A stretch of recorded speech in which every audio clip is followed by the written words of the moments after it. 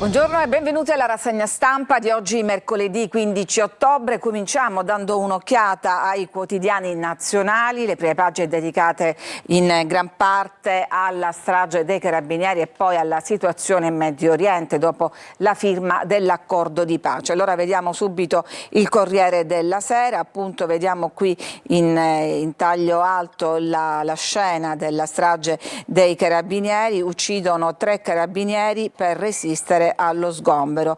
Vediamo le foto delle vittime, invece autori della strage sono 3 fratelli. E poi Gaza, scontro sui corpi degli ostaggi, Israele limita l'ingresso degli aiuti, ma in realtà in queste ultime ore invece questo impasse è stato superato. Israele ha tolto le sanzioni perché alcune salme sono state già restituite. Vediamo invece la Repubblica, anche qui vediamo la foto notizia sulla strage di carabinieri, sfrattati fanno esplodere la casa, muoiono 3 carabinieri e poi la tregua di Gaza già a rischio, ma in prima pagina c'è anche la manovra da 18 miliardi che prevede anche una stretta sulle banche. Vediamo ancora La Stampa, Israele blocca gli aiuti, rivogliamo tutti i corpi e poi iniziano le rese dei conti interne tra le varie fazioni e Hamas. E qui vediamo questa foto tremenda dell'esecuzione di alcune clan considerati collaborazionisti di Israele e che sono stati fucilati in una pubblica piazza appunto dai miliziani di Hamas. Andiamo adesso all'interno. I fratelli, la trappola mortale, strage di carabinieri nel Casale. Siamo in provincia di Verona, uccisi in 3, l'abitazione è stata fatta esplodere durante una perquisizione. I 3 erano sotto sfratto. La donna, una dei 3 fratelli, ha lanciato una molotov verso le bombole appena aperte, così le macerie ci hanno travolto e oltre ai 3 morti ci sono anche 17 feriti. Ecco qua, vediamo chi sono questi 3 fratelli, 3 invisibili che vivevano di notte, di giorno dormivano. Avevano perso tutto, l'esecutrice è la donna, il fuggitivo l'anello debole, così li chiama il Corriere della Sera. Abbiamo riempito tutta la casa di gas, le minacce erano state annunciate già in un video.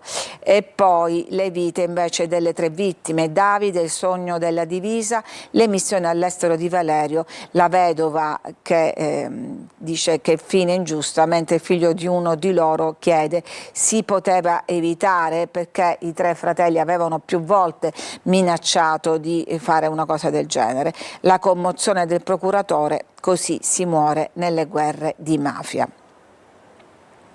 Andiamo adesso sullo scenario internazionale con i giorni dopo la tregua, la firma dell'accordo di pace, morti nella striscia perché l'esercito israeliano ha ucciso alcuni palestinesi accusati di aver superato la linea di confine, blocca gli aiuti da Rafah, prima dateci i corpi dei rapiti, ma in realtà abbiamo detto la notizia è superata. Sentiamo invece il racconto degli ostaggi che sono stati liberati, picchiati e in gabbia, isolati e all'oscuro di tutto, il racconto di 2 anni di terrore. Cosa dice la sorella di uno degli ostaggi? Capisco l'euforia, ma la gente torna da noi a pezzi e non sappiamo se si riprenderà mai da questo trauma.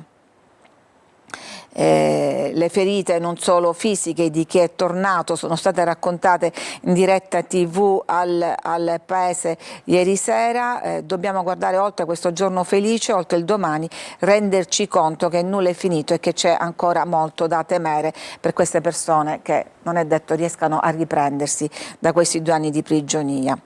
Per quanto riguarda lo scenario internazionale, Stato palestinese non ora, Trump rinvia le speranze dell'autorità nazionale palestinese, è un nodo intricato quello del riconoscimento. Negli ultimi mesi gli USA hanno tentato di emarginare l'autorità palestinese, ma adesso bisogna coinvolgerla se si vuole fare uno scenario futuro.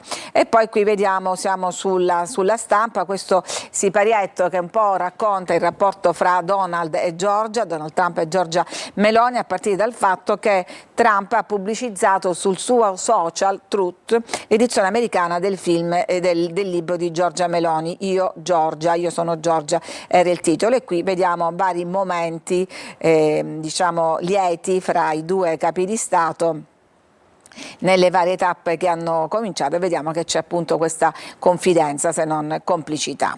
Il Fatto Quotidiano invece fa un vero e proprio dossier sul dopo diciamo, l'accordo di pace, perché si pensa alla ricostruzione, imprese italiane già in fila, 20 miliardi per ricostruire, c'è una torta che può arrivare fino a 70 miliardi, in prima fila c'è la Webuild, l'ENI, l'ANAS e la BF che puntano ad ottenere il 10% del business appunto della ricostruzione. E poi ancora a margine c'è la protesta ieri a margine della partita Italia-Israele, c'è stato un corteo pacifico ma alcune frange hanno insomma c'è stato scene di guerriglia urbana, furia pro-Palestina, giornalisti feriti, tafferugli con la polizia, cronista grave, colpito un cameraman, e qui vediamo alcune scene degli scontri Italia-Israele, più manifestanti che tifosi, fischiellino, giocatori scortati e scontri. Finiamo gli esteri dando un'occhiata a quello che sta succedendo in Ucraina. C'è stato un raid su un convoglio umanitario, l'ira dell'ONU contro la Russia, ma invece sulla pace Putin apre agli USA, quindi vediamo appunto che anche qua speriamo si aprano degli spiragli di pace. Dalla pace all'accoglienza, ieri c'è stata la visita del Papa a Mattarella, al nostro Capo dello Stato, primo incontro al Quirinale, legame imprescindibile, spinta per il ritorno al multilateralismo, un incontro importante. Veniamo adesso alla cronaca, ai nostri interni. Turetta rinuncia all'appello, io pentito accetto l'ergastolo, era stato condannato in primo grado, il suo legale aveva presentato il ricorso, lui però con una lettera scritta di suo pugno dice che non vuole sconti e appunto accetta l'ergastolo perché è pentito. L'hanno comunicato anche a Gino Cecchettin, il padre di Giulia, che è rimasto anche lui sorpreso, è incredibile, dice non so cosa pensare. Gli chiedono cosa pensa, sono perplesso, sarà frutto di una meditazione personale, se rinuncia ad un suo diritto è perché vuole espiare la colpa, posso capire tutto, ma denota anche una distonia interiore. Gli chiedono a Gino Cecchettin, sembra quasi spiazzato e lui ammette non me l'aspettavo. È una scelta che mi lascia proprio spiazzato, non so cosa ci sia dietro, ma immagino che voglia trovare Filippo una forma di pace. Sollievo rabbia, nell'uno o nell'altra cosa non potrò mai gioire di nulla perché dietro c'è una tragedia troppo grande. E poi veniamo all'altro caso, quello di Garlasco Sempio, che è appunto l'altro nuovo sospettato dopo Stasi dell'omicidio di Chiara Poggi. Silura il suo avvocato Massimo Lovati, dice apparentemente non c'entra, l'intervista rilasciata a Fabrizio Corona pare in preda ai fumi dell'alcol, non prova più le sue strategie, ma insomma si interrompe questo rapporto avvocato-cliente, un caso che sta da tanto tempo sotto i riflettori. Ancora un processo perché arriva la richiesta di condanna per il crollo del Ponte Morandi, le accuse dei PM a Castellucci, ex AD di Autostrade, chiedono una condanna pesante a 18 anni e 6 mesi. Il suo legale dice richiesta spaventosa e sproporzionata, ma ricordiamo che il bilancio di questa tragedia fu di ben 43 morti. E poi c'è la manovra di bilancio, manovra 5,8 miliardi, leggiamo sul Sole 24 Ore, il quotidiano economico, su 18 ai tagli IRPEF per redditi, aumenti salariali e famiglie. Veniamo nel dettaglio, sanità, saltano 10.000 assunzioni perché gli stanziamenti sono stati ridotti fino al 2028, quindi un'altra tegola sul sistema sanità che non va certo bene, i medici infatti dicono così il sistema non reggerà. E fra gli altri dettagli, ecco, vediamo bonus casa, IRPEF e buste paga. Che cosa cambia? Una delle novità emerse ieri in vista delle leggi di bilancio è che il governo ha deciso di stanziare 2 miliardi di euro per favorire l'adeguamento dei salari al costo della vita. La misura prevede una mini aliquota fiscale del 10% sugli aumenti retributivi previsti dai rinnovi dei contratti di lavoro. Poi c'è anche il bonus mamme verso i 60 euro, 3,5 miliardi di euro destinati alla natalità e al contrasto della povertà. La novità più importante riguarda la revisione dell'ISEE con un nuovo calcolo che interviene sulla scala di equivalenza e sul valore della casa, escludendo la prima abitazione. E poi per le tasse stanziati 9 miliardi in 3 anni per ridurre l'aliquota IRPEF al 33%. Cosa c'è ancora? Ecco, pensioni, blocco dei 67 anni solo per i fragili. Sulle pensioni si tratterà fino all'ultimo nella maggioranza, ci dovrebbe essere il blocco dell'aumento di 3 mesi dell'età pensionabile dal 2027, come chiede la Lega, ma non per tutti. L'adeguamento alla speranza di vita dovrebbe essere congelato solo per le categorie più fragili, cioè precoci o lavori usuranti. In alternativa si ragiona sul blocco di 2 mesi per tutti, in questo caso l'aumento si ridurrebbe ad 1 mese soltanto. E poi questa notizia che ho letto anche poco fa durante Buongiorno Sicilia riguarda il nuovo direttore del Colosseo, l'anfiteatro Flavio, che è tra i monumenti più visitati al mondo, pensate, più del Louvre, più della Tour Eiffel. Il nuovo direttore è Simone Quilici, nipote di Folco Quilici, che lo vuole aprire al pubblico aprendo dei varchi e anche ai concerti. E gli chiedono appunto che tipo di concerti e lui immagina artisti internazionali come Sting, Peter Gabriel, il sogno è Paul McCartney, che fece già un concerto nel 2003 ma fuori dall'anfiteatro, ne fece uno anche all'interno ma solo per pochi intimi. E poi puntualizza: saranno spettacoli d'eccellenza per romani e turisti con posti assegnati, bisogna fare entrare le persone nei monumenti, l'UNESCO parla di comunità di patrimonio. E la domanda, il dubbio è: il Colosseo può reggere un concerto con tanti spettatori? La risposta di Simone Quilici è sì, ma non tutti i concerti, devono essere eventi che portano un pubblico non troppo scatenato per evitare vibrazioni eccessive, la musica non dovrà essere a volume esagerato, quindi rock ma con moderazione. E poi immagina anche rievocazioni storiche, nulla a che vedere con i centurioni molesti fuori dal Colosseo che devono addirittura sparire, ma invece immagina rievocazioni accurate di alto profilo scientifico. Questo è il quadro per il Colosseo e con questo scenario dunque noi ci fermiamo, c'è una pausa e poi torniamo per dare un'occhiata ai quotidiani siciliani. A tra poco.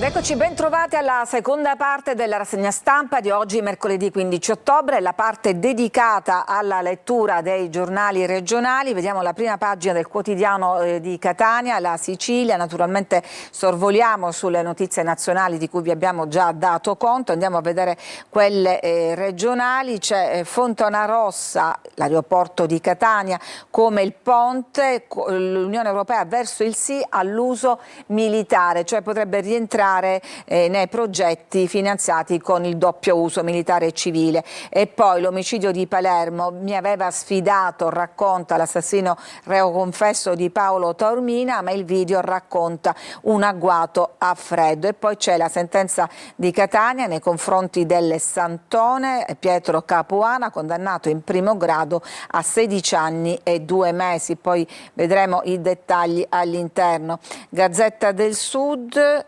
Le notizie regionali sono questa riflessione di un dirigente regionale a proposito dello scandalo dei referti istologici, in attesa da mesi, ce n'erano 3.005. E poi ancora Repubblica Palermo, violenza, la ricetta del governo. Piantedosi oggi nell'incontro con il presidente della regione Schifani e con il sindaco di Palermo Lagalla annuncerà gli interventi dopo l'omicidio del ragazzo di 21 anni, poi le andiamo a vedere cosa sono. Il killer ai PM dice: sono stato sfidato. E allora andiamo subito a vedere. Intanto su Repubblica il resoconto della visita di La Galla alla Camera Ardente allestita al Pala Oreto, dove ha incontrato anche il padre di questo ragazzo, che gli dice: sindaco, voglio incontrare l'assassino di mio figlio e chiedergli perché ha sparato, perché lo ha fatto. Un padre che non riesce a darsi pace, lui è morto e non capiamo perché, dice Giuseppe Tormina, che a un certo punto scoppia a piangere. Il mio non era un bambino cattivo, ma questa gente poteva colpire pure un altro bambino. Lo chiama così bambino, scrive Repubblica, il figlio morto. Questo ragazzo, la sua salma, ieri si trovava al centro del rettangolo da gioco del Pala Oreto, circondato dalla famiglia. Quella notte, dice Giuseppe Tormina, il padre potevo perdere in un colpo solo 2 figli, perché l'assassino ha puntato la pistola anche contro la sorella, ma adesso vorrei una risposta dall'assassino. Il sindaco lo abbraccia e dice: purtroppo un perché non riusciamo a trovarlo neppure noi. E intanto arriva la confessione del reo confesso, che è stato interrogato ieri. E che cosa ha raccontato? Che c'era una motivazione di gelosia, perché lui sostiene che 4 mesi fa la vittima scriveva a mia moglie con profili falsi su TikTok e Instagram, e poi ho saputo che era lui.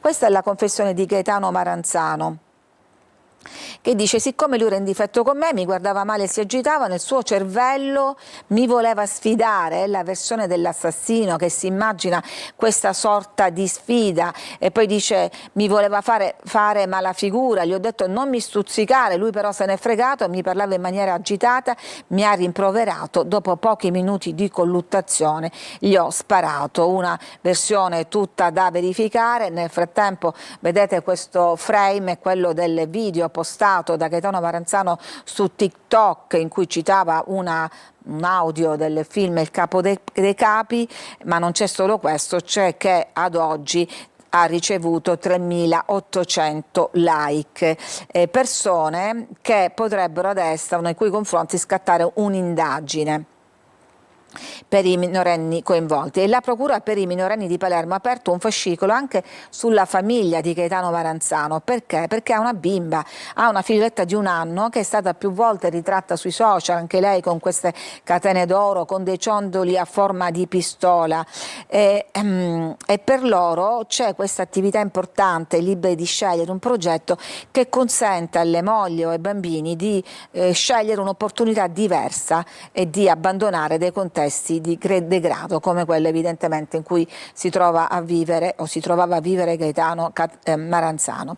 E poi c'è un altro dettaglio, sempre rimanendo sul versante delle indagini, ce lo dà il Giornale di Sicilia, in cui dice: sono stati in 2 a colpire Paolo Tormina, investigatori al lavoro su un amico di Gaetano Maranzano che sarebbe stato presente al momento dell'omicidio. Intanto oggi c'è l'incontro al Viminale, l'abbiamo detto dalla prima pagina, col primo cittadino e il governatore. E qual è questo pacchetto di misure straordinarie? Lo Zen come Caivano. E allora, già ci sono delle prime misure e si parla di misure straordinarie, un cambio di passo, eccole qua. Allora, intanto l'introduzione di un comitato di sicurezza che non sarà delegato alle istituzioni locali, ma sarà gestito a livello nazionale, naturalmente coinvolgendo tutti gli attori. E poi naturalmente ci saranno un rinforzo delle forze dell'ordine e un vero e proprio presidio di sicurezza. Misure straordinarie, racconta la deputata dei Fratelli d'Italia, per affrontare l'emergenza sicurezza dopo questo ennesimo tragico omicidio. Veniamo poi al caso del Santone Pietro Capuano, abusi su ragazze minori in comunità. Al Santone pena di 16 anni e 2 mesi, condannate anche le 3 collaboratrici, ma presente in aula c'era anche questa madre coraggio che ha denunciato dopo aver raccolto le confidenze della figlia, all'epoca quindicenne, nei cui confronti il Tribunale ha stabilito anche risarcimento dei danni. E cosa racconta questa madre? La figlia, oggi mamma anche lei, perché sono passati ben 8 anni dall'inchiesta sui cosiddetti 12 apostoli, Queste bimbe venivano plagiate dalla comunità che si raccoglieva attorno al santone per dire sì ai piaceri di Capuana, che si presentava come una divinità. Le ragazzine erano chiamate a fare i turni a casa del vertice dell'associazione H a Motta Sant'Anastasia. Quella residenza sarebbe diventata uno dei luoghi degli abusi sessuali. Finalmente siamo arrivati alla verità, ci siamo lasciati alle spalle un tormento e un calvario, dice la donna. E commenta anche la trasmissione degli atti alla procura nei confronti di 10 testimoni che evidentemente si sospetta abbiano reso falsa testimonianza. Cosa dice questa mamma Coraggio? Mi fanno pena queste persone che hanno mentito sapendo di mentire. La giustizia è lenta ma implacabile, le ragazze hanno finalmente avuto giustizia e non posso non ricordare che addirittura c'è chi ha parlato di un complotto ordito dalle giovani contro quest'uomo.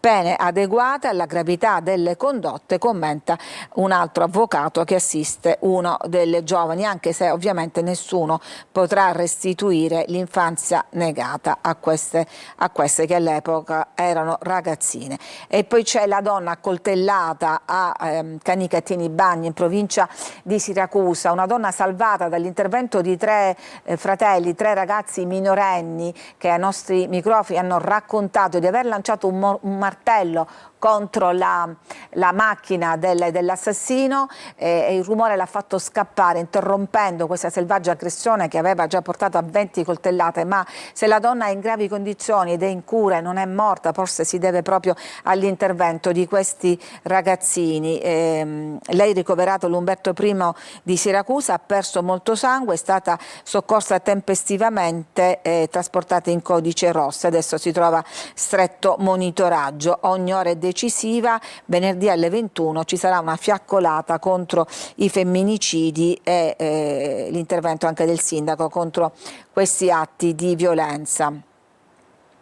E poi l'ennesimo incidente sul lavoro, morto il tunisino che è caduto da un cantiere, da un'impalcatura, mentre levigava un pavimento. È la 14ª vittima sul lavoro soltanto in provincia di Catania. E qui vediamo il capannone dove è avvenuto l'incidente, tra Belpasso più o meno, è ricoperto da un telo, lo vediamo qua, il macchinario sul quale si trovava il 57enne tunisino.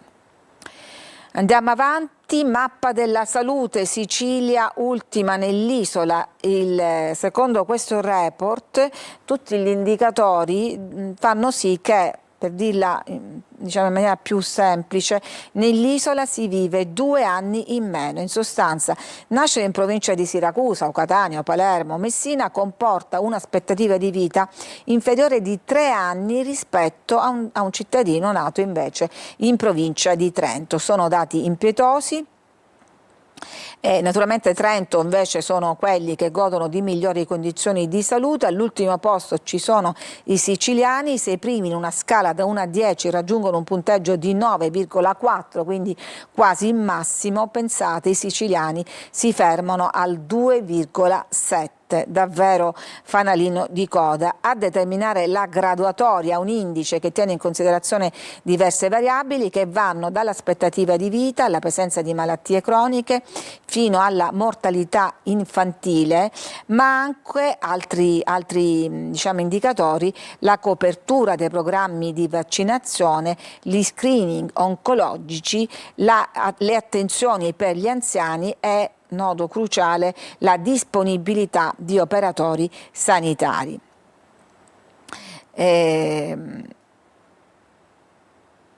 E a proposito appunto di sanità, questa riflessione è di un ex dirigente regionale dell'ASP a proposito dello scandalo dei referti istologici all'ASP di Trapani. Ecco, vediamo qua il dettaglio sulla rassegna stampa. Il dirigente che commenta la morte di Maria Cristina Gallo, la vediamo qui, la professoressa che per prima ha denunciato questi ritardi. Lei ha dovuto attendere ben 8 mesi per conoscere il referto, un tempo che l'ha praticamente condannata a morte, e questo dirigente dice, dopo aver visto i 3.300 referti che giacevano senza risposte, per un attimo rividi la scena dei campi di concentramento con i nomi degli ebrei condannati alle camere a gas.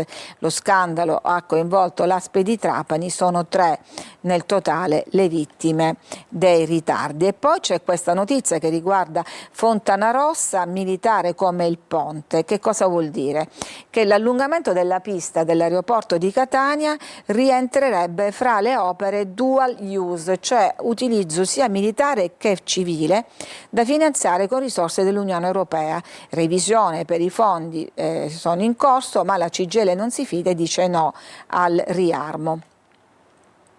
E poi siamo ormai in chiusura, affitti lunghi, a Palermo solo 595 case, a Catania solo 252 appartamenti su quasi 4.000, come vengono utilizzate tutte le altre per gli affitti brevi, cosiddetti B&B e case e vacanze. La denuncia dei sindacati è quella che i centri storici ormai sono diventati dei grandi dormitori per turisti, lasciando però le famiglie in cerca di un alloggio in gravissima difficoltà. Ci fermiamo qui, grazie per averci seguito, a tutti una buona giornata.